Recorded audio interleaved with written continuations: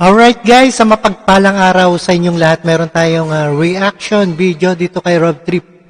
Ayan, susubukan ng mga dating mambabatas na sina Manny Pacquiao at Gringo Honasan na muling makabalik sa Senado sa 2025. Iboboto nyo ba yung mga yan? At naghain na rin ng kandidatura ngayong araw re-election na si Senator Ramon Bong Revilla Jr.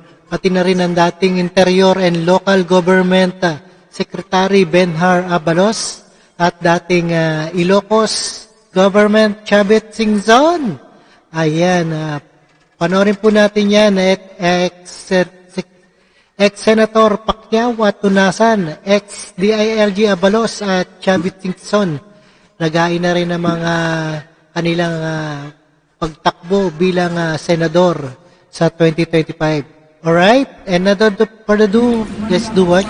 Monica, gaya ng inaasahan at naging pahayag ng Commission on Elections ngayong araw, Monica, at inaasahan bukas ay itong pagdagsa nga ng ating mga kababayang naghahain ng kanilang certificates of candidacy. At ngayong araw, Monica, ang pinakamarami naghain ng kanilang kandidatura ay mga party list group kung saan sa ngayon ay umaabot na sa mahigit 4 na po. Ilang dating mambabatas ang naghain na ng kanilang kandidatura bilang senador para sa May 12, 2025 midterm elections ngayong araw. Kabilang na rito sina dating Senador Emmanuel Manny Pacquiao, Gregorio Gringo Honasan at Bam Aquino. Nakapaghain na rin ng COC ang re-electionist na si Senator Ramon Bong Revilla Jr., retired Marine Colonel Ariel Querubin at dating National Security Advisor Norberto Gonzales na tumakbong presidente noong 2022 elections. Si Pacquiao ay sinabing tututukan niya kapag nakabalik muli sa Senado ay ang laban sa korupsyon na siyang nagpabagsak umano sa ating bansa. Ako'y naniwala, kaya naghirap ang ating bansa, kaya naghirap at nagdusa ang sabay ng mga Pilipino. Maraming mga walang trabaho, bagsak ang ekonomiya natin dahil po yan sa korupsyon. Isusulong naman anya ni Honasan ang mga panukalang batas para sa national security, freedom of information at land use. Ito anya ay kabilang sa kanyang unfinished business kaya muli siyang tumakbo. Pagtutuunan naman ni Aquino na tiyakin na ang mga kabataan lalo na yung mga bagong graduate na makahanap ng kanilang trabaho at libreng kolehiyo. Naghain na rin ng COC sa pagkasenador si retired Marine Colonel Ariel Querubin bilang independent pero suportado anya siya ng Nationalista Party. Ang prioridad dito ay self-reliant na defense posture na ipagtanggol ang ating karapatan tulad sa West Philippine Sea. Hindi natin kaya na nakaupo, nanonood na lang tayo habang paulit-ulit nila tayong inaapi sa West Philippine Sea. Protektahan natin to at ipaglaban ang ating karapatan.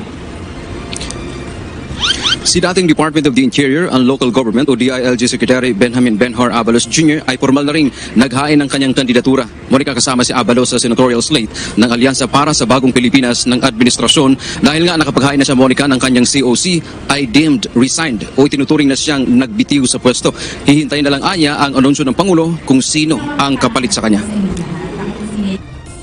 Iiwan ko ang isang departamento na very cohesive, very united dahil sa totoo lang po, pinakamahirap ang DILG dahil napakalawak. Isipin mo, susupervise mo lahat ng mga governor, mayor, hanggang barangay captain. Monica, nag-file na rin ng COC si dating Ilocos Sur Governor Luis Chavit Singzon para sa Senado. Samantala, kabilang naman sa mga nakapaghain ng kandidatura na party list group ngayong araw ay ang Bagong Henerasyon o BH Party List. Ayon kay Representative Bernadette Herrera, titiyakin nilang maipatutupad na ang Republic Act 11861 o ito yung Expanded Solo Parents Act. 2 years in the making, tapos ng IRR, ni isang government agency, walang nagpatupad nito. That's why nung budget hearing, talagang diretsado ko silang lahat. It's not, hindi acceptable na hindi nila sundin yung batas. Kaya bago namin naipasa yung budget nila, lahat ng government agencies pinalabas yung guidelines with regards to the solo parents. Dagdag pa ni Rudy Medina, second nominee ng grupo, target din nilang magkakaroon, Monica, ng mga abogado ang distrito sa bansa. Paliwanag nito, lalo nilang mapagsisilbihan ng mabuti ang kanilang nasasakupan tulad sa aspetong legal. Ilang taon na rin nanunungkulan bilang barangay official si Medina. Hindi naman kami mga abogado, kami mga barangay chairman. Wala pang nagpapasa ng ganitong batas, kaya gusto ko sana sa tulong ni Congresswoman Bernadette Herrera makapagpasa kami ng ganitong batas sa Kongreso. Para kaming mga barangay chairman, magkakaroon kami ng kakampi. Kasi kung isang bagay, ba't kinakadapan natin? So sa ngayon, Monica, ay tuloy-tuloy itong pagkakain ng Certificates of Candidacy o COC dito sa Manila Hotel ay yung ating mga kababayang kakandidato sa national positions bilang senador at party list. At kaya nga nang nabanggit natin kanina, tuloy-tuloy pa yung pagdating ng mga iba't ibang party list group. Pero ngayon dahil alas 5 na rin, Monica, so inaasahan natin na yung mga nakaupo na lang doon sa waiting area. Alright, yan ang mga tatakbong senador at naghain ng kanilang kandidatura.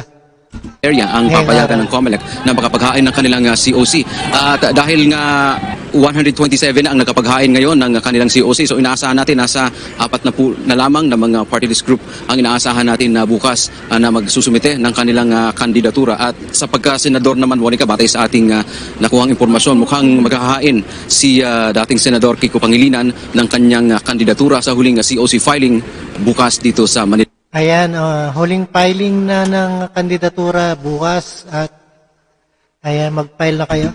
Yan ang ating update. Balik sa Monica. Alright guys, napakinggan at napanood po natin dito sa ating UNTV.